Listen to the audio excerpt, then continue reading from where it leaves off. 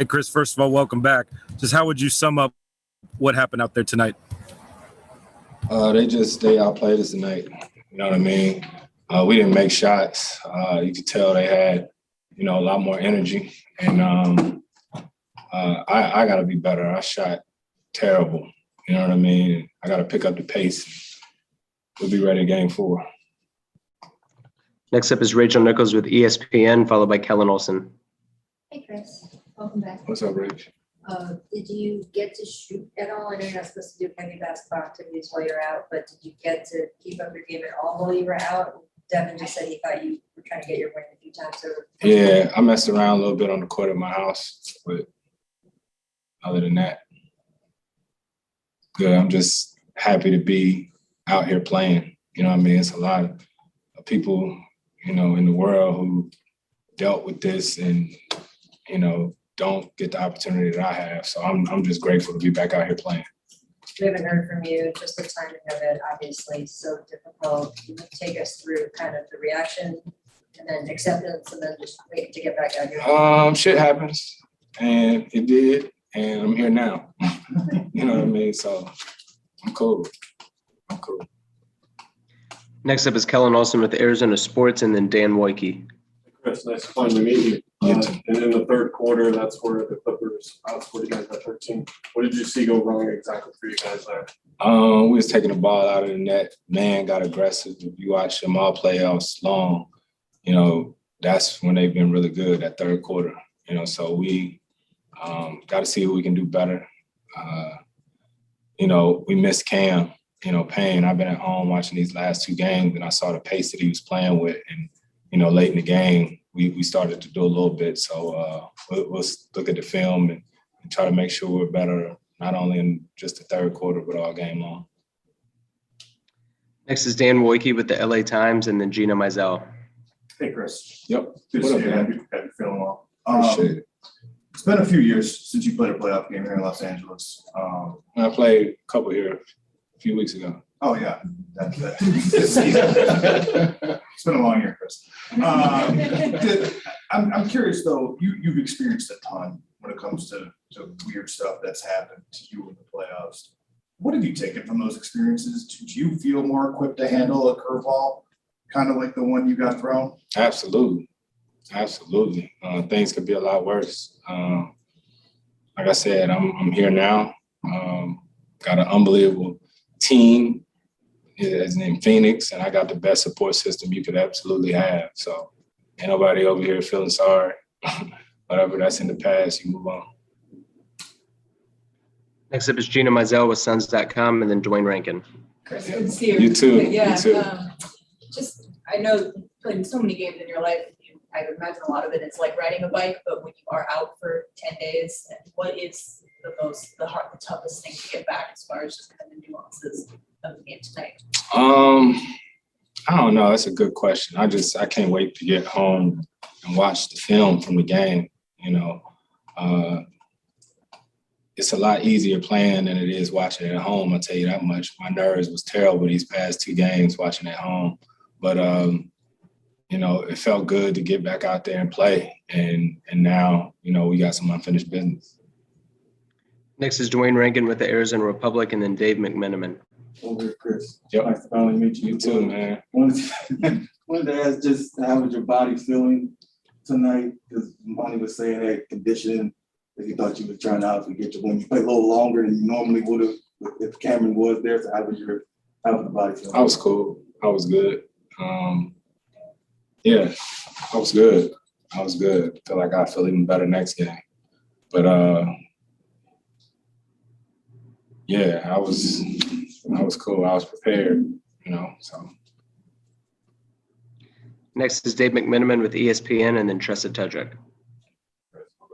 Yep. I think Chris Haynes reported that you were out in LA to a surprise thing with your family, and then you found out about the health and safety protocols needed in the absence. Just getting back to that moment, like, how did you find out?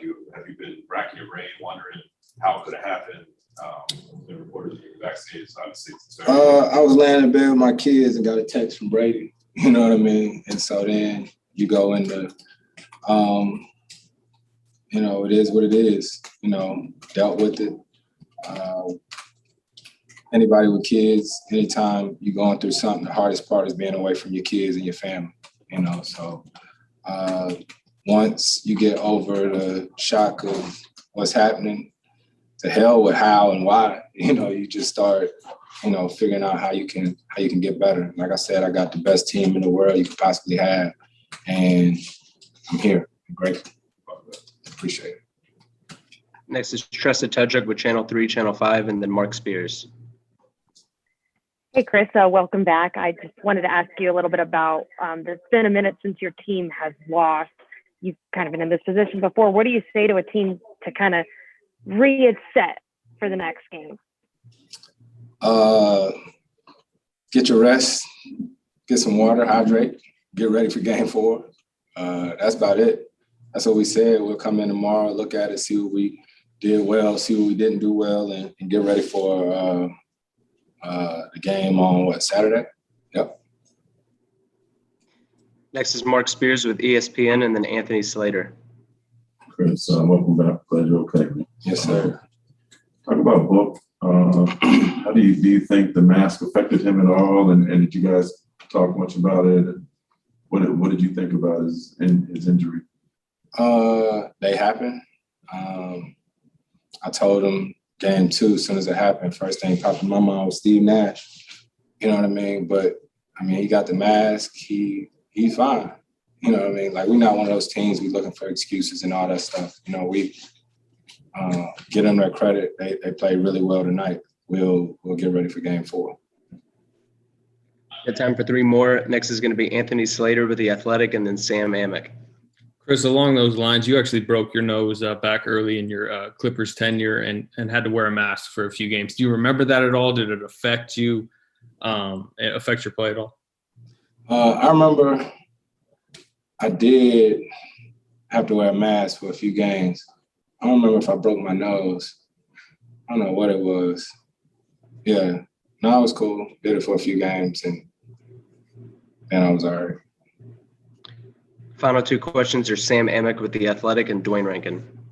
Steve B, good seeing you. What up, Sam? Glad you're healthy, man. Appreciate it. I wonder, you spent these last 2 years playing damn near every game, and then you got a game with these stakes that you're having to watch remotely. But with what this crew did, what did you see? What was it like for you to be FaceTiming with them afterwards?